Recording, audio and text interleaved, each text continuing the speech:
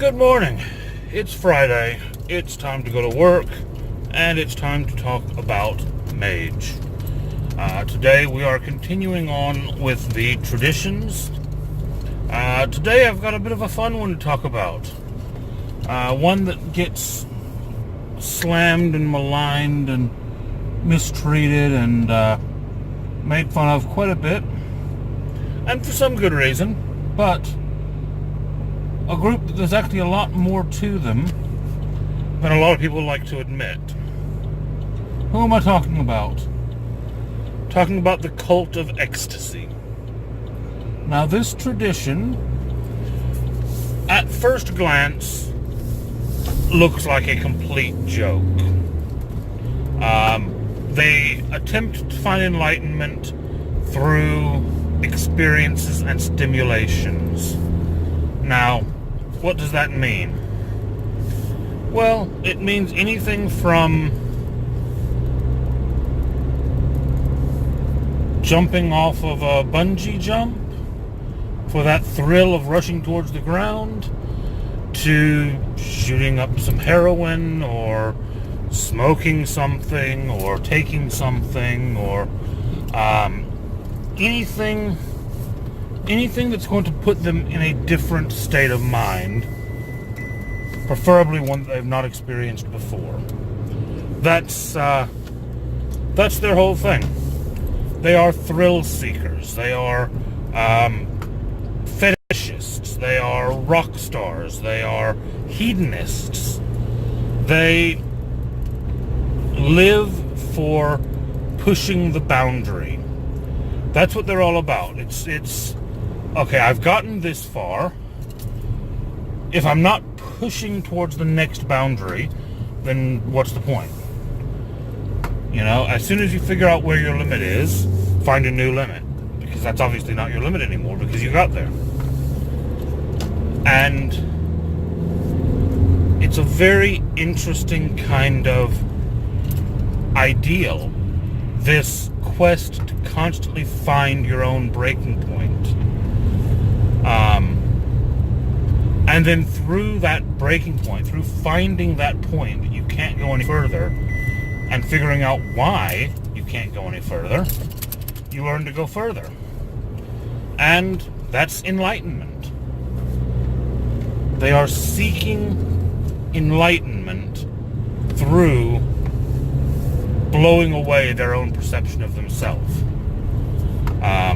One of their big quotes is finding truth beyond perception, or in spite of perception. It's separating those two. It's separating out what we see to be the case and what we know to be the case.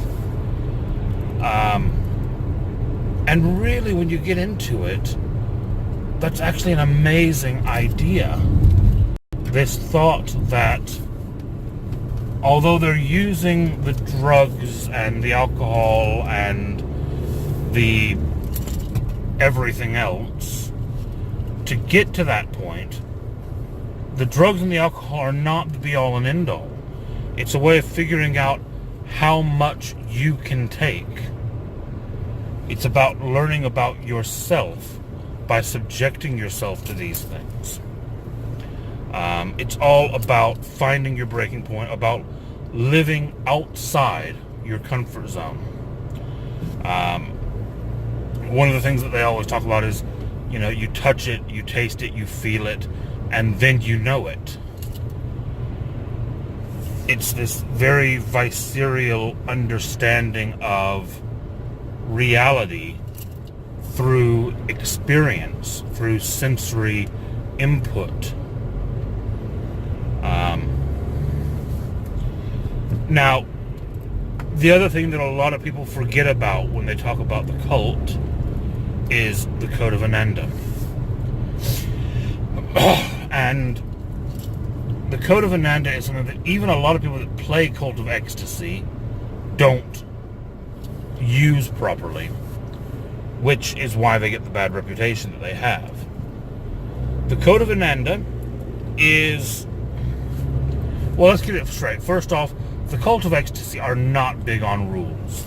They're not big on ranks. They're not big on following orders. They're not big on doing what they're told. But the Code of Ananda is the one thing that they all agree to. And this is because at the end of the day, they are still seeking enlightenment. They're not self-destructive sadists that are just out to destroy themselves. They're out to push themselves to the brink of destruction so that they know how much they can take. There is still the ascension end goal. They want to move on to that next higher level. But they figure if they can't get to the top of this one, they can't move on to the next one. So the Code of Ananda is a very loose set of rules and guidelines that explain to the cult how to pursue ecstasy with responsibility. Now, that's a very interesting concept when you're thinking about people who are heavy alcoholics and drug users and who literally try to push themselves as far as they can go. Responsibility in the pursuit of ecstasy. How does that work? And one of the examples that they give in the book is not just a cultist himself, but a cultist in the company of others.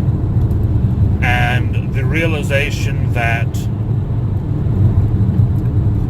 you know, doing this drug or this alcohol or whatever else may push their boundary and lead them closer to enlightenment, but that same activity undertaken by their friends around them would likely lead to their destruction because they don't have the same tolerance, they don't have the same knowledge of themselves that the cultist has.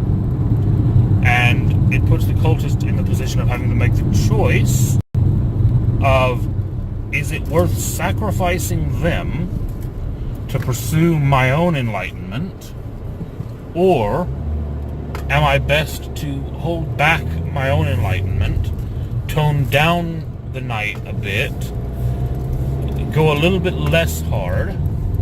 I'm not going to gain anything from it, but I might bring them closer to my level so that next time we can all get something out of it. And it's a crazy, crazy setup. But the more you look at it, the more sense it makes. I mean, if you look at the old Native American peyote and all the different vision quest herbs that were smoked, they were causing hallucinations. They were putting themselves in an altered mental state in order to cause hallucinations in order to gain a better understanding of the world. They were probably the first cult of X. You know, you look at the old hashish seers, I believe it was. They would smoke these massive hookahs and then have proclamations about the future. There you go. That's the cult of ecstasy.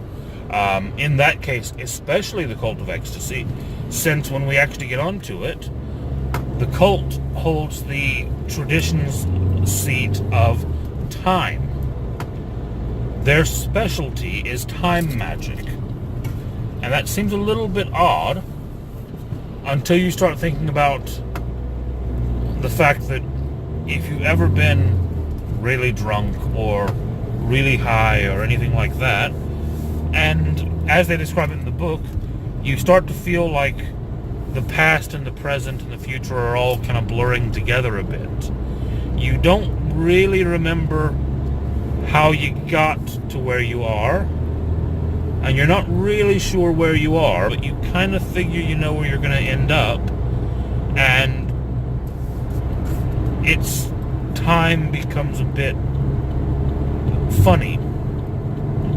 Well, the cult says that's the first step into peering through time. Then the trick is to separate the three, but keep a hold on all of them. And it's really fascinating. It's really worth a read.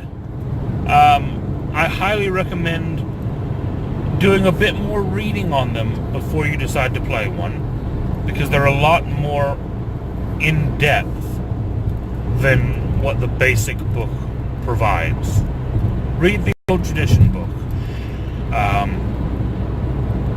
Yeah, look into them a bit. Think about it before you build one. But then build one and enjoy it.